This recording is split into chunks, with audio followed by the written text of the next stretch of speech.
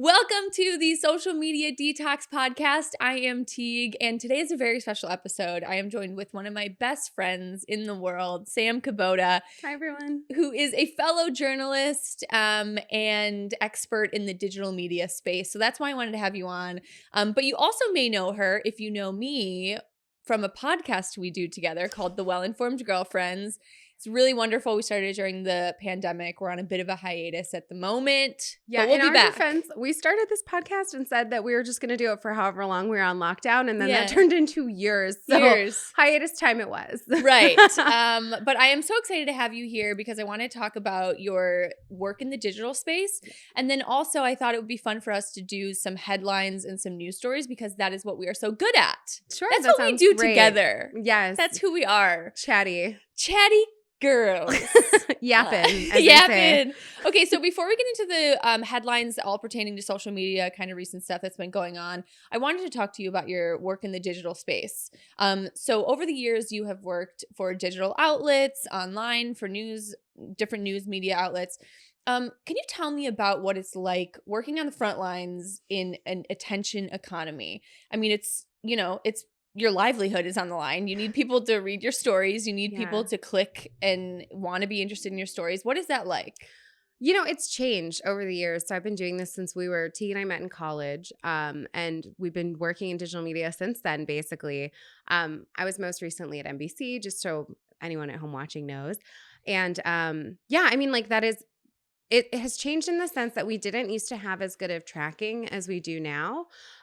So back in the day, it was just about like how many people read your article or what have you. Now they can track how long people are staying on a screen and scrolling down, where they click out, what type of people are reading your stories, and like how many people from a specific subset might have clicked into it. It's like it's gotten really elaborate. Okay. And so the pressure is always on to make sure that you're coming up specifically with like headlines that are the most interesting, while still staying ethical. That's always like a tough question.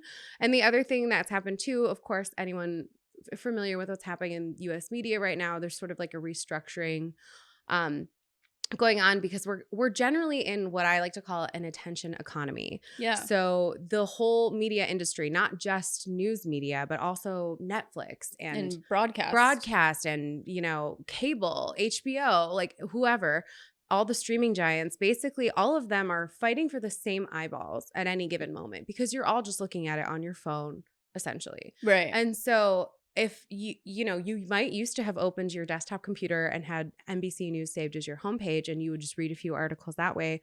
But that isn't necessarily what most people do these days. Right. You have it on your phone. Sure, you might get a push alert from the app, but like you open your phone, you're like, oh, I also have to look at my Instagram notifications, and then you don't make it back to the article or whatever. Right. Exactly. And so you're all fighting for the same eyes. And that's kind of what's driving a lot of the changes that we're seeing, in my humble opinion, just as a professional of like 10 plus years. Yeah. And I think that that's what's made it really hard. Honestly, I won't sugarcoat it. The media industry has seen a lot of changes, like honestly, a lot of cuts. And it's because digital media just wasn't as lucrative as broadcast was. And, we're seeing a lot of people do layoffs right now. And that's kind of why. It's really interesting. And yeah, it just feels like you're all fighting for the same eyeballs, like you say. Yeah. And you want to make it, especially in the news. I mean, I'm sure you feel like some stories are very important for people to read, right? Like some things are important for people to know. It's important for the public to be aware of certain issues.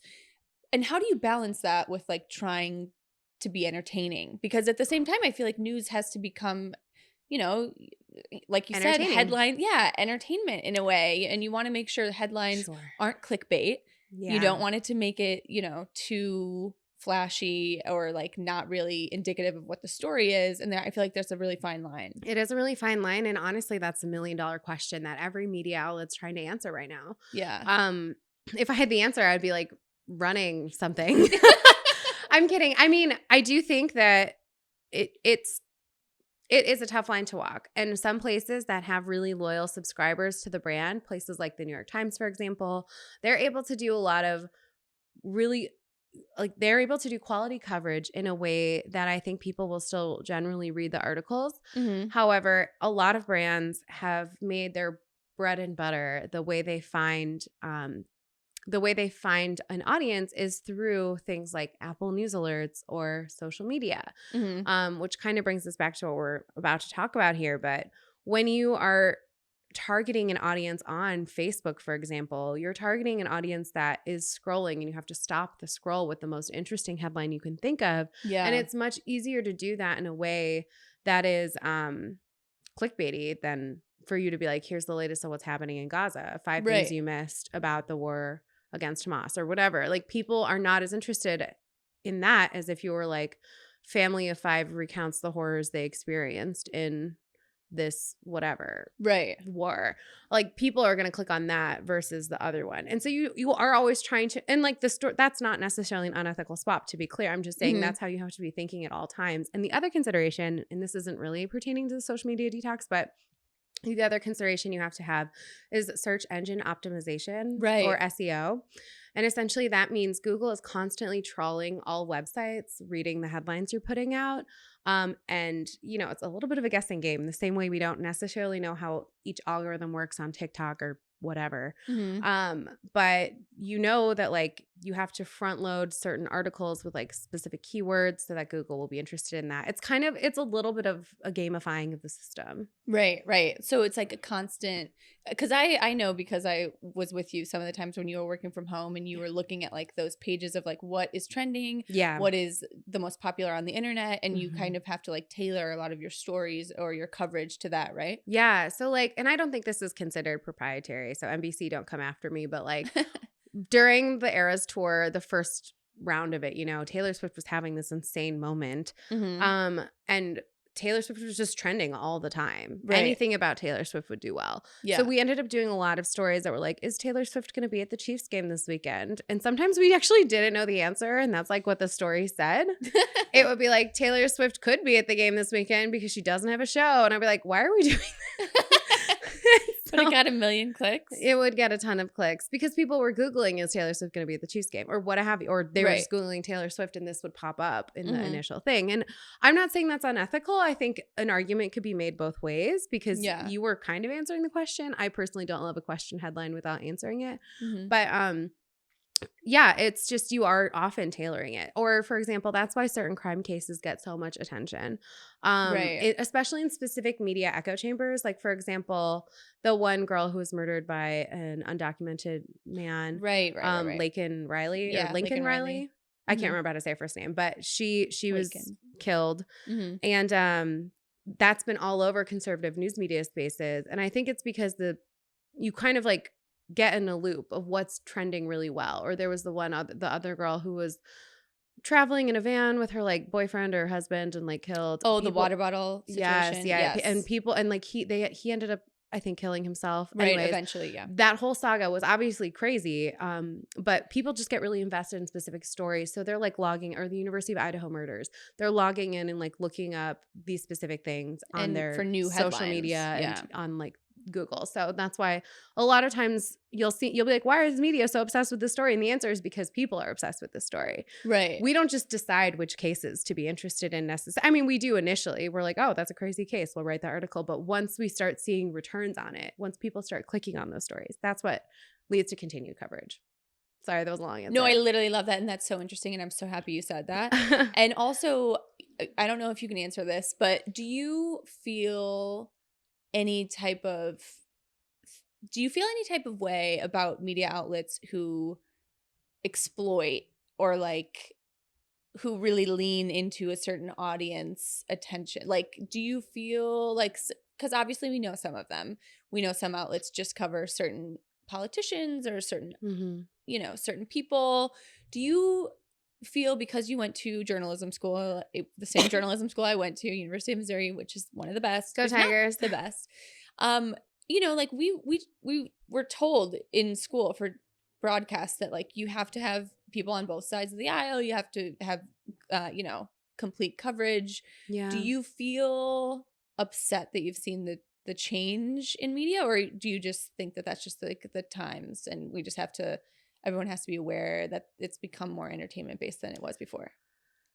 I don't know. It depends on It's a what loaded kind question. It depends on what kind of mood you get me in, because sometimes Yeah. I'm really nihilist about it. I'm just like, well, I mean, that's what the people is. wanted. And so this is a democratically elected country, and you are democratically choosing where to get your news from by giving them your clicks or your eyes. You know what I mean? Yeah. But then other times, yeah, I am disappointed a little bit. And I think I don't truthfully see it getting better like in the immediate future. But because I still need a career in this field, that's probably all I can really say about that. No, I totally understand. And I love that, and it's very interesting. And I guess it's just I think yeah. Who knows? We'll see where it goes. Yeah. Okay, so now it's kind of like the more fun part of the episode, which I'm excited. Okay, so because this is a podcast about social media, Sure. I do want to ask if you think that social media in any way has changed the way that news is covered. I mean, yeah, it's changed the way the news is covered in a lot of different ways. The first of which is what I was kind of describing, SEO, search engine optimization, being like a key driver of what outlets decide to cover. The other thing would be creating those headlines I was talking about, the ones that are not necessarily clickbait, but are the most interesting. I mean, you were always trying to have interesting headlines, I want to say. Yeah. But like crafting them in a way that's like the most possible interesting way to get those eyeballs. But I also want to talk a little bit about like how journalists and news outlets are under pressure to like create this brand for themselves that I'm not sure always existed before, when there was less of a choice. Like you used to be able to watch ABC, NBC, or CBS. Now you can watch like any channel, and also the internet, and also like FaceTime your grandma in China or whatever. Like and TikTok. The limit does not exist to what you could spend your time doing. And so these brands are under increased pressure to like double down on, what makes them unique and special. So we've seen Fox News go into like being more conservative. Like even the Today Show, I think, is more, they're always talking about like being bright and sunny, and that was their brand before. Of course, these are their brands that they've always had, but they have to like really emphasize it. And I think we see that a lot with the people who are on the news as well. Even just in local markets, like our friends who we went to school with are under pressure to create sort of these like social media personas that they then have to run themselves, their own personality as a brand. And I think that we see that a lot with influencers and even just regular people who are exposed to this kind of media a lot. They're like, I run my own page like a brand. Am I a brand, you guys? No. You're a brand. I am not a brand. I am just kikiing it with my dog. But like for some reason, I like am out here publishing what I think will get views, and like, who cares? Yeah. Like, it's just, I'm just some lady. But but like I think that does negatively impact a lot of how people in the field function too. Totally. Well, I think almost everybody now is, operating and owning their social media like they have their own personal brand, which is kind of crazy. Yeah. Because what is that? Like, I like remember, again, who are we? Who are we? Like, why do we all have why do we think we have to like have a brand or like have an identity? I'm like, gotta get some content like out here at brunch, just taking a pic. Like, who cares what eggs I had for brunch? But and like running a brand is really hard. Like you have to have a consistent message. You have to like always be posting the same thing. You have to like. It's a lot. It's a lot of pressure. And for like people who have regular jobs to additionally be doing that is a lot. Yeah. And it's really like, oh, that's not cute enough to be on the grid. Well, who cares? Just put it on. You know what I mean? Yeah. I find myself, I'm not even like a huge social media addict because I was bullied online, cyberbullied as like a young 20-something who was on air. People were just mean to me, and I was not equipped for that. That's why I'm not on television anymore. But no, I like wouldn't even say I'm on there all the time, and I'll just be like, well, is this picture of my dog gonna do the numbers? It's like, who cares? It's crazy. It's so crazy. My dog is cute though. Follow her on the internet. It's upsetting. No, Pepper is really adorable. I mean, I fall into the same traps, and like and this is embarrassing, but I'll admit it to you. You can admit it to me and the whole internet. Years ago, if I didn't get enough likes, I would call my friends and family and say, "Get online right now." Oh, yeah, I like some pictures. Will still be like, "Hey, can you go like this?" I would pay for services that would. Oh, really? Like on the dark web? Yeah, I would pay like $5 for like 100 likes or whatever it was. God, I didn't even know you could do that. Is that how people are getting likes? Probably, and followers. I think you can do the same thing. Oh my gosh. Yeah, it's crazy. Game changer. Get ready for influencer Sam. No, I'm just kidding. That's the opposite of the point of this podcast. Okay, so now we're going to get into what I think is a really fun part of the episode. It's basically when you and I do what we do best. We talk about headlines. Yes. We talk about the news. We talk about what's going on in the world. And this episode is special because we are talking all things social media. So the first story I wanted to talk with you about is there's a recent study published in Frontiers in Psychology exploring the relationship between satisfaction of basic psychological needs in romantic relationships, social media addiction, and we love a new word, phubbing. Have you heard of this? No. What is that? Phubbing is the act of prioritizing a smartphone over face-to-face communication. So basically, this study showed that if you're in a relationship and there are some needs that are not being met, right, then that person who doesn't feel like their needs are being met is more likely to turn to their smartphone and is more likely to get into phubbing. And phubbing is spelled like, so P-H-U. Phone snubbing? I think that's basically what it is. Phone it's snubbing. It's not like flubbing. It's not flubbing. There's no L. Okay, yeah. It's phubbing. So do you think that this is something that you understand? It's like... yeah. Do you not have friends that do this to you? What do you mean? Like, I have friends where I'm like, you're not allowed to bring your phone out at brunch because it's just like, or I will call my fiance out a little bit. Like, he often will pull his phone out when he gets, he's an introvert. So if I bring him to a party or something after a while, he'll be like, it's too much. I'm going to look at my phone. Yeah. And I know he does it as a defense mechanism, and we talk about it a lot. And it's not because his needs aren't necessarily being met. It's that they're being exceeded. He's like, too many people, overstimulated, gotta go. Yeah. But no, I feel like that happens in every social setting we're in. Yeah, honestly, like I can't think of the last time I went to a party and didn't see somebody check out and look at their phone a little bit, just like because they were overstimulated. Yeah, well, and this one specifically, or understimulated, right? Whichever. And this one talks a lot about romantic relationships, and it does make sense because it's like if you're thinking about like if you're dating someone and they don't feel like you're connecting with them enough, or they don't feel like you're providing enough support, like of course they're going to turn to something else, which is the easiest thing to grab, which is social media or your phone. So I do think that's really interesting, and I do think that it's true. Unfortunately, how many people? What percentage of people do this?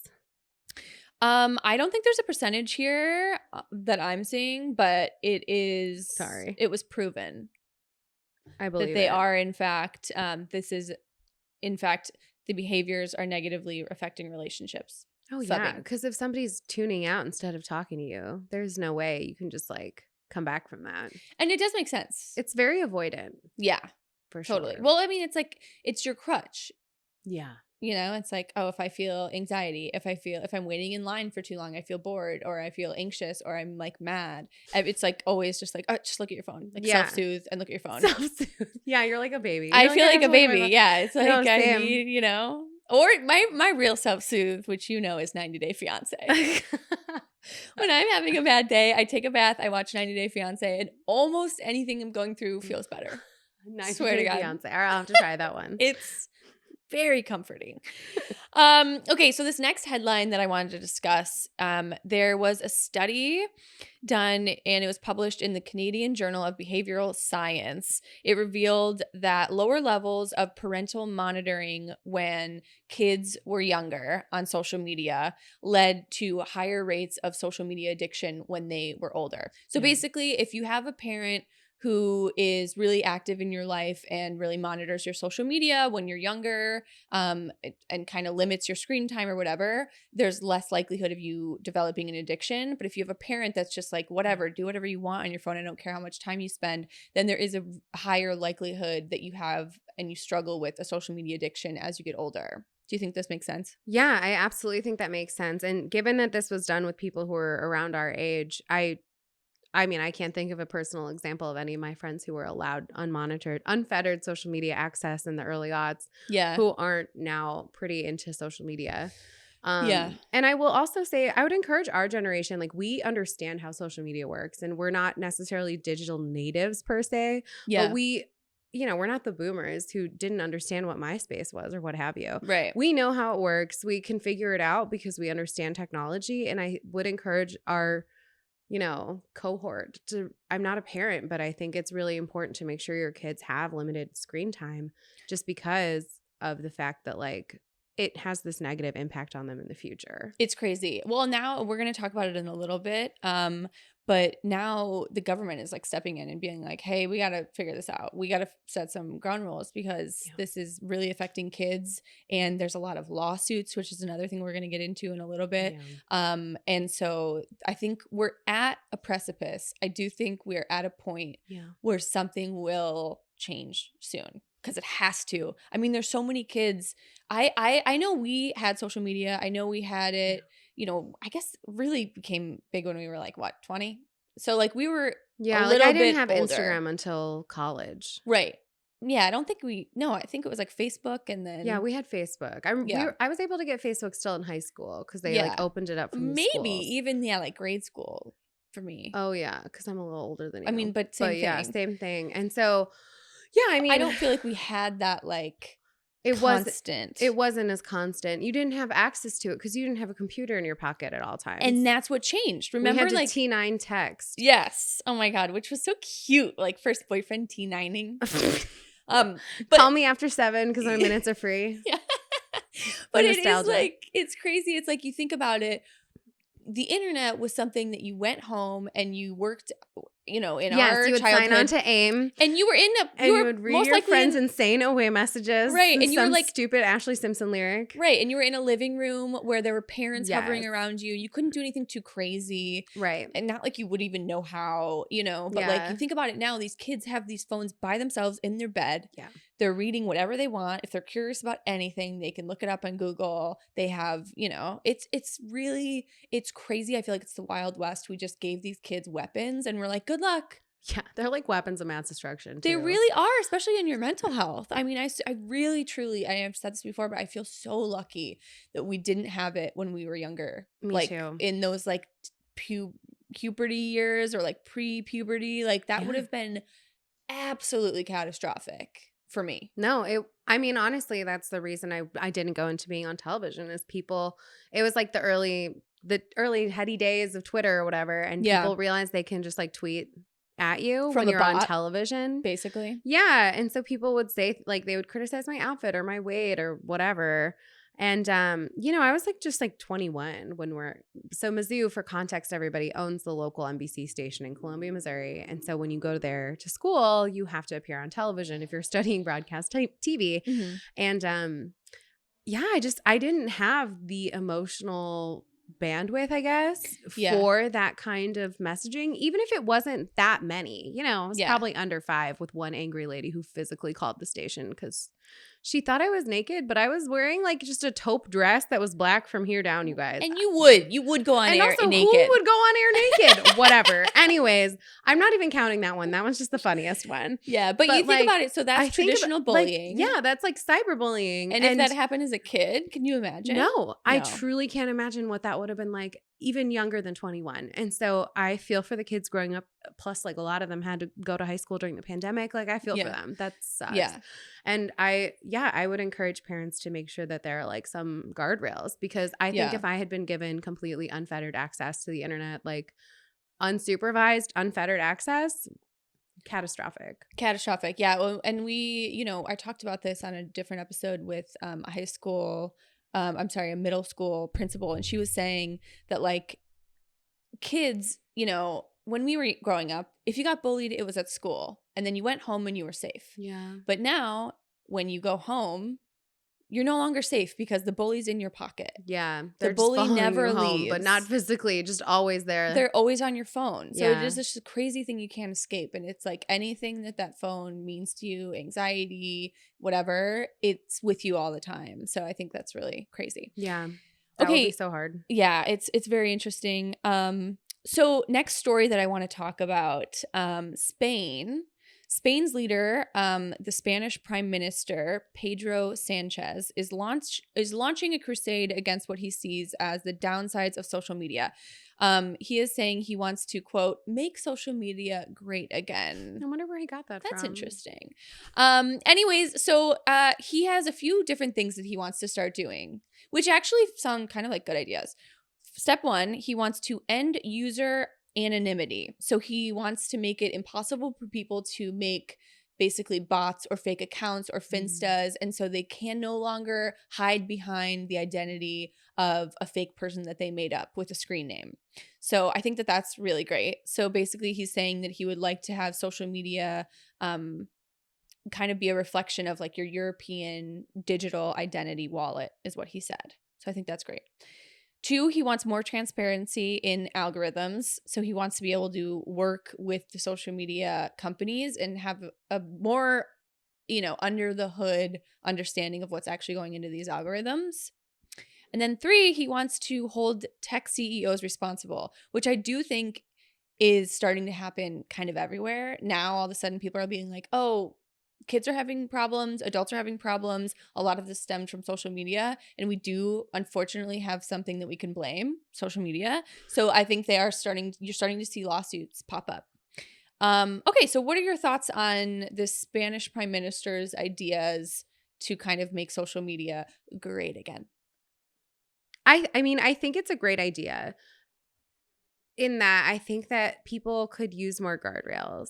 I'm not familiar with the laws of the EU, and I'm not sure how it would impact brands who run their own like social media handles and that sort of thing. But I think having more guardrails that encourages people to not post anonymously, to not be allowed to like lurk in forums as an unidentified person would help with some of the transparency issues that we have with online bullying and that sort of thing. I think more transparency for algorithms sounds like a great idea. I have no idea what the laws of the EU are. I don't know how he could make them do that. But, I mean, and holding them responsible, it sounds great. But I don't want to like wholeheartedly endorse it because it's like, we do live in a society where, like a capitalist society where businesses are not going to want to do business in countries that limit their ability to have proprietary information. So I guess it's like, it's the same. You got to walk some sort of line there. But yeah, I think it's good that he's opening up the conversation. Yeah, I think it's always good to talk about it. I think we'll see a lot. I mean, we're going to talk about this and maybe we should talk about this now. Yeah. There are a lot of lawsuits against like Meta and all those guys here in the US. With people trying to hold these tech giants responsible for what they believe to be wrongdoing. And maybe we should talk about like some of those examples. Yeah, so there's a ton. So even this year, January 21st, 2025, this was filed in New York City, Brooklyn, New York. There was a plaintiff who sued Meta, Instagram, TikTok, YouTube, and Snapchat as a part of an ongoing social media MDL. What's that?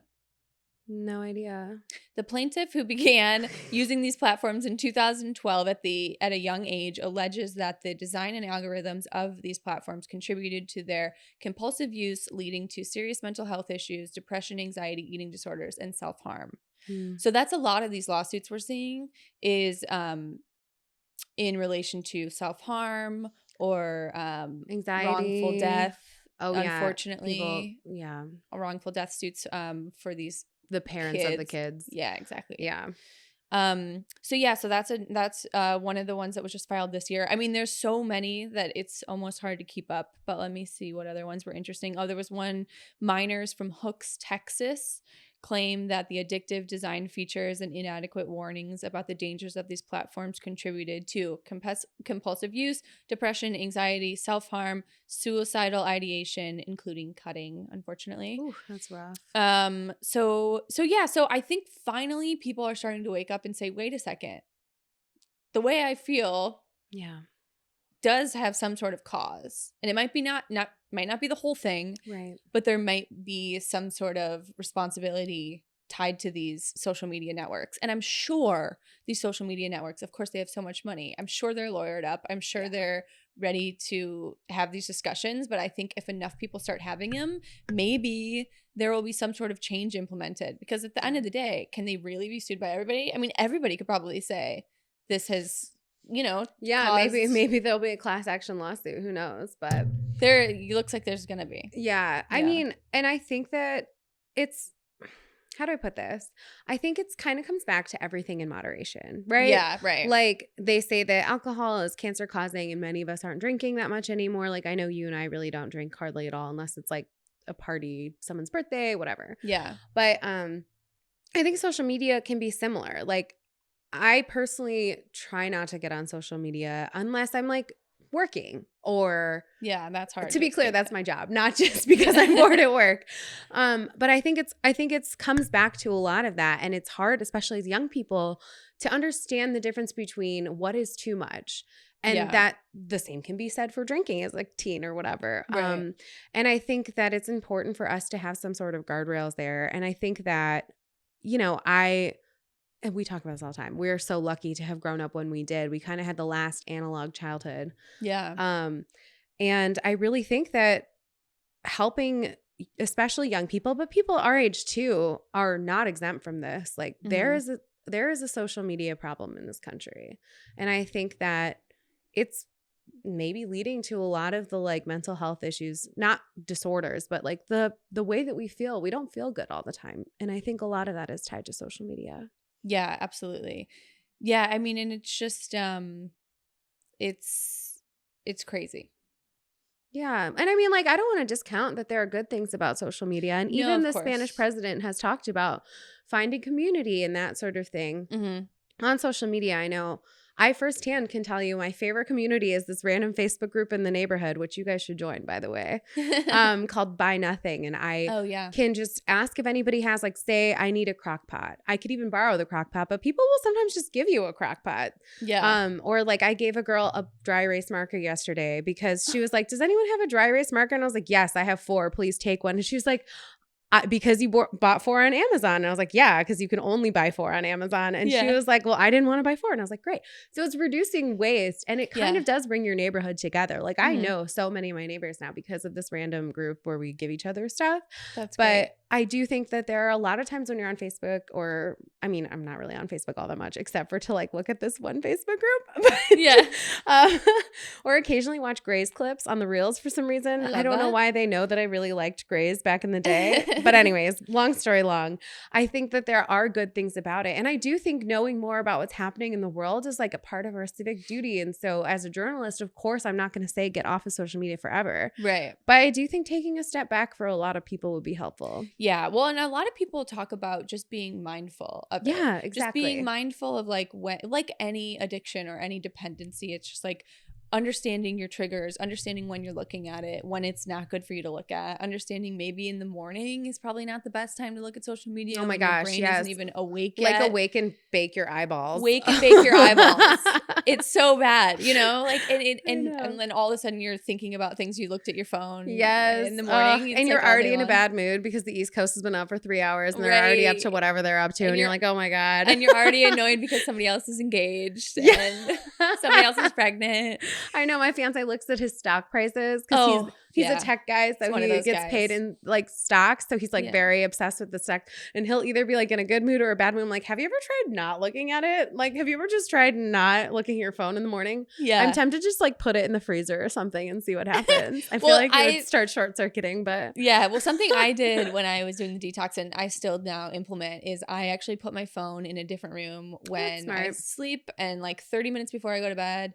And I have an alarm clock that I just bought on Amazon, like $10. Oh yeah, and so like I get up on old-fashioned one. Exactly. So I get up, and so I have no excuse to look at my phone. So then for the first 30 minutes of the day, I keep my phone charged in the kitchen, and then like 30 minutes later, what do you do when you wake up at 3 a.m. realizing that you sent your invite to somebody's old house and that they never got your party invite? Like, yeah, I do wake up in panic actually all the time. As you know, just as my friend. Yeah. But I try to just close my eyes. I don't turn to my phone. What a concept. Because it's far away. I'm cold. I'm under my covers. Oh yeah. I don't want to go. Yeah, I don't want to go. No, I feel that. That's a good plan. I really love having it in a different room, because then it doesn't, like when I have my phone alarm and I use it as an alarm, that's like it's too easy for me to just like nosedive right into my emails, nosedive right into social media.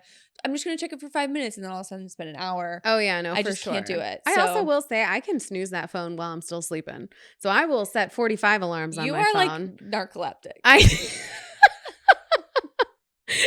You always have been.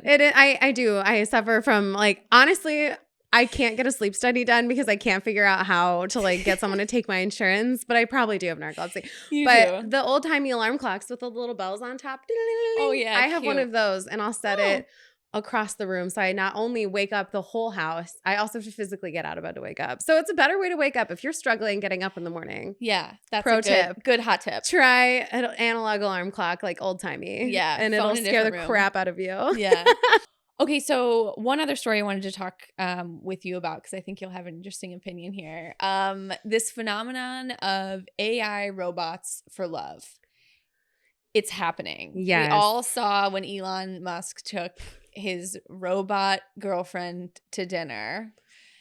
And I just think it's like so interesting. Like people, it's no longer people falling in love with just chatbots. It's people falling in love with like a physical piece of plastic. Yeah. And like having sometimes like intimate relationships with said robot.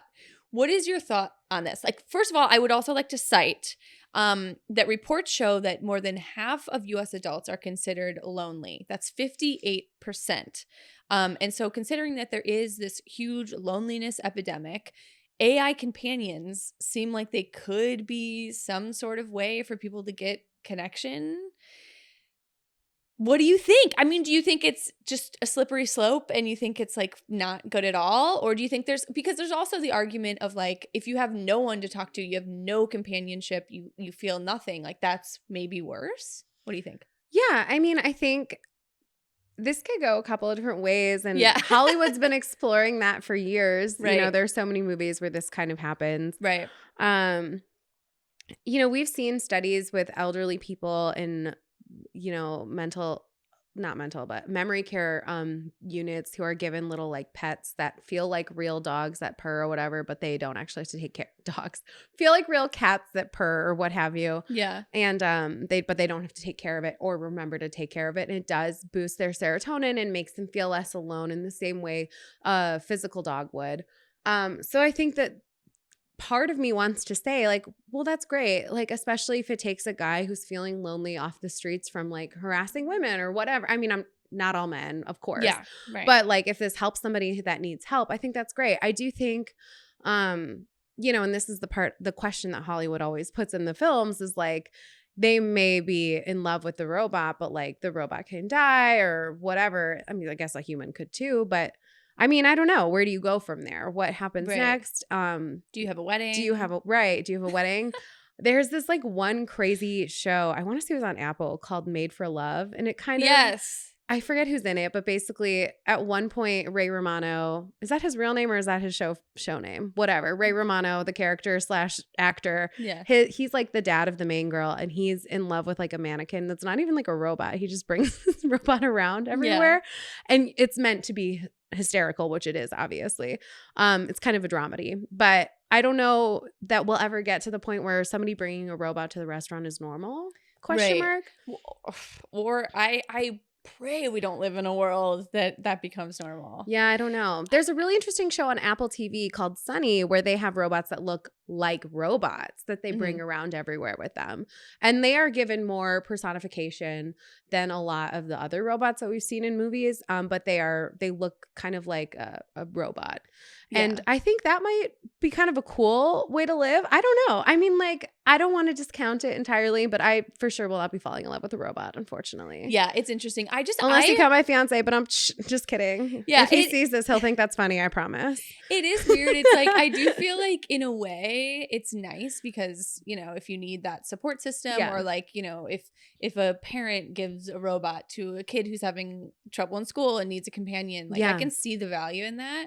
But I do worry, especially because these men in these streets, Sam, as you know, because I'm dating a lot of them, I just feel like they're already like looking for a reason to not end up in a relationship, like just to be single. And maybe it's just because we live in LA. Yeah. But it's like, if we're giving them this out that's like, oh, you could just marry this robot, like, and she doesn't even ask questions and you don't even need to pay for her insurance. Yeah.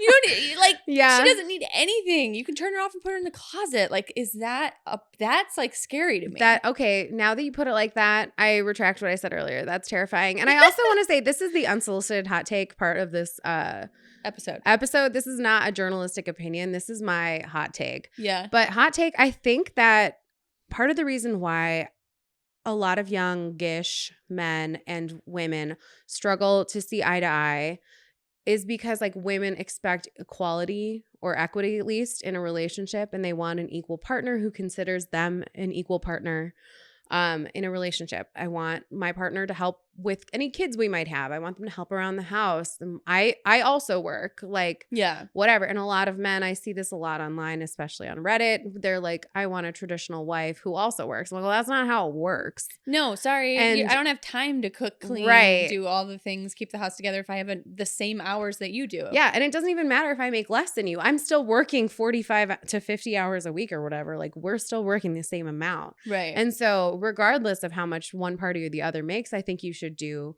the same amount of, housekeeping or cooking or what have you. And then don't even talk about having kids, and then you have to do the emotional burden as well. Exactly. Way or more even just like that. the mental burden of running a household. And like, I'll be the first to admit I run our household for sure. But like the other day, Simone was like, what if I got a 2-door car? I was like, well, I'll kill you if we have kids and you can't carry them around. Like, have you never considered you can't put a baby in the front seat of a 2-door car, two-seat car? And he was like, oh. Anyways, we don't need to put that in. But but like, no, men, I think that's where like kind of this problem lies. And I see this with like all of my friends who are dating, who are beautiful, educated women. They're like, why have I had a hard time finding a partner? I'm like, because the men in these streets like aren't looking for someone who's beautiful and smart and funny and who wants an equal partner. They're looking for someone to help take care of them too. Right. And I'm not saying all men, of course not. My fiance is not even like this. I was joking about, the 2-door car thing is a true story, but like, he's not even like this. And I mean, a lot of men I know aren't. Yeah. But I do see this a lot, especially in certain places online. Yeah. And I just think a lot of times they end up in like this cesspool of like brain rot on the internet. Totally. And I think that and then it's normalized. It then becomes normalized, and they think it's fine. Normal, and that's fine. And it's just not. They listen to a podcast, not this wonderful podcast, not obviously, but they'll listen to a podcast and be like, well, yeah, I just want a traditional woman. I'm like, where did you even get this phrasing from? Whatever. Anyways. It is crazy. Yeah. So an AI robot would be easier than a woman who wants you to be an equal partner, but I think it would also not be as satisfying. Right. Like in your life. Yeah. Because that's like, I think like real fulfillment in life is like when you grow, when you change, when you evolve, when you can like actually build something with someone. If you have a robot that you're quote unquote building a life with, there's only really one real hand making this life. It's not, you're not building with two sets of hands, Well, you got one plastic. One is plastic. Yeah, so that's interesting. Okay, the last no shade to the robot loving community. Please don't find this podcast and leave us comments. Or if any robots are watching, please don't be offended. Yeah, or you know what? If you want to leave comments, it'll only up the engagement. That's one thing I've learned from my time in social media. So robots do help with the comment section. Yeah, bot section. Here it comes. Oh my god. Okay, the final headline that I'd love to touch on really quickly about social media is there was a study published in the Journal of Eating Disorders about the impact of social media on eating disorders. Basically, the study explored how social media, particularly Instagram, really contributes to the development of eating disorders by promoting this body dissatisfaction, appearance ideals, and unhealthy weight control behaviors. It talks about the thin ideal. I think something that even takes this a step further online is now we're seeing all of these idealized bodies that are literally AI. Like, have you seen these Instagram I have seen these accounts? Instagrams. They're like actually the whole Instagram account is just like one AI character that they've made. And it's pretty realistic. It They're is getting shockingly really realistic. Too good. Yeah, I'm like, what? And then it's like that's just a whole different discussion about like brands working with these people that obviously are just AI robots, so you don't even have to pay them as much. They don't have unions, they don't have rights. It's all just like it's just a slippery slope. Who is making the money off of these AI people though? I think like coders and developers, and there's like companies that's what they do. Yeah. But anyways, eating disorders. Do you think that this has an influence on people online? I know I can say for me, it absolutely does. Yeah, I mean, I think it does for sure. And I don't want to discount the good parts of social media. Like I follow, for example, I am always struggling with my weight. And so I follow this nurse who has had gastric bypass, and she posts a lot of like what to eat if you have diabetes. And to be clear, I don't have diabetes, but I often eat like similar to someone who would, just because I'm trying to make sure I don't get out of that pre-diabetic zone. Mm-hmm. Now the internet knows that.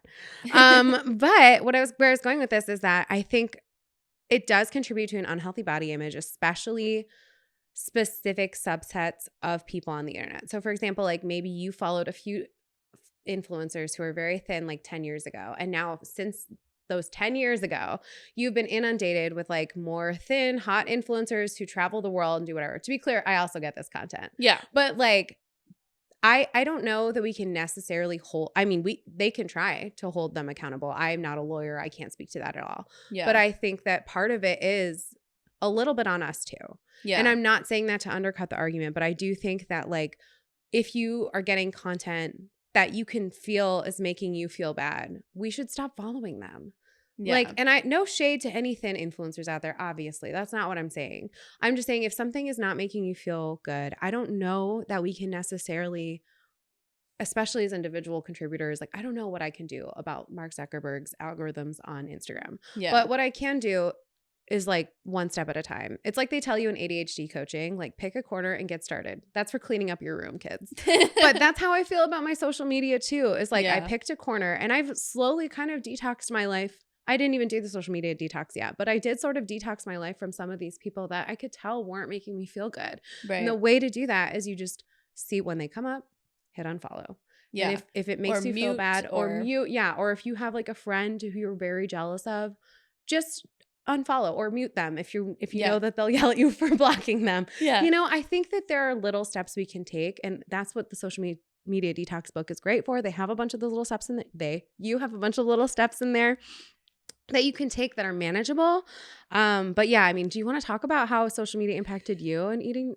Yeah. No, definitely. I mean, I've struggled with, this particular story about eating disorders. I've struggled with eating disorders over the years and disordered eating, even before social media was around. So again, it's like, I just can't imagine if I were like a young developing girly pop and had to see all these like idealized body images.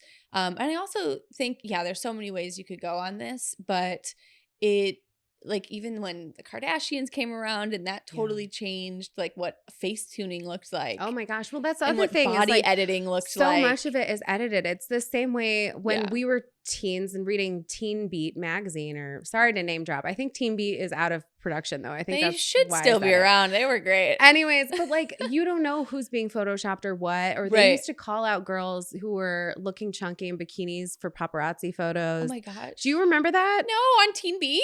Well, maybe not Teen Beat, but you know, like all those magazines, they'd be like Selena Gomez spotted vacationing in Hawaii, and it would be like a picture of her not looking her best because she's not posing. She's just getting out of the water wet like the rest of us would be. Yeah. And I remember reading those and just like feeling so bad for them, but also bad about me.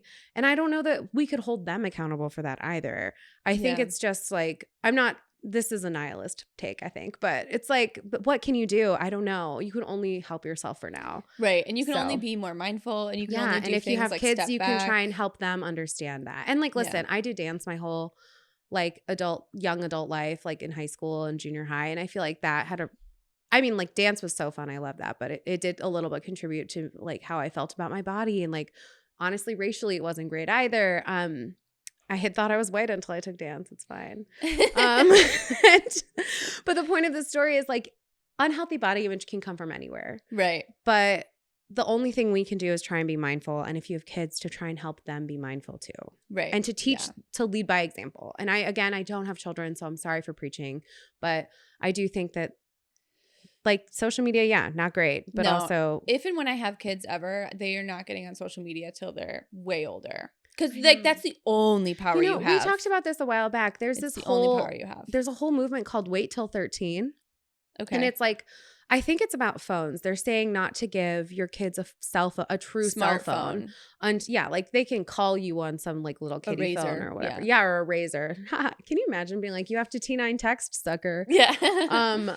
And I actually kind of love that idea because I think it does prevent your kids from having this crazy online digital experience when they're not ready for it. Yeah. I mean, like I had a girlfriend, she would kill me for bringing this up, but we used to have unfettered access to AIM, Instant Messenger, at her house. And I think she got like ghosted into dating this guy who allegedly lived here in California, by the way. Oh my gosh. But I don't think he existed. In hindsight, I think he was the friend of some other guy that we did know. Mm-hmm. And I think they just made him up. And that was like in 2002 or whatever. That's crazy. And I can't imagine how much easier it would be to do that to preteen girls now than it was back then. Well, or to be like a predator, frankly. No, in one of the lawsuits that I didn't bring up, but I will wrap this up soon. But one of the lawsuits that I didn't mention, there was a lawsuit against Snapchat because 2 men had been talking to a young girl, 15, who she thought they were teens as well. And then they ended up assaulting her, and it was older men. So, and it was all because of Snapchat communications. Horrible. But anyways, this has been so amazing, Sam. Thank you it for has having been me. so lovely to have you. We're going to have you back because you're amazing, and we're going to get back to Well-Informed Girlfriends too. Yes, I would love to. So don't worry about that. Awesome. Sam, where can people find you if they want to follow you? Please follow me on social media. I feel so it's fine. ironic. I'm Samantha Kubota, Kubota on social media. Ironically, you can follow me there. As I just admitted, I am not the best at posting, but I'm in between jobs right now, so you will see a lot of photos of my dog, and it'll be great. It'll be great. Thank you so much for being here with us at Social Media Detox Podcast. We'll see you next time. Bye.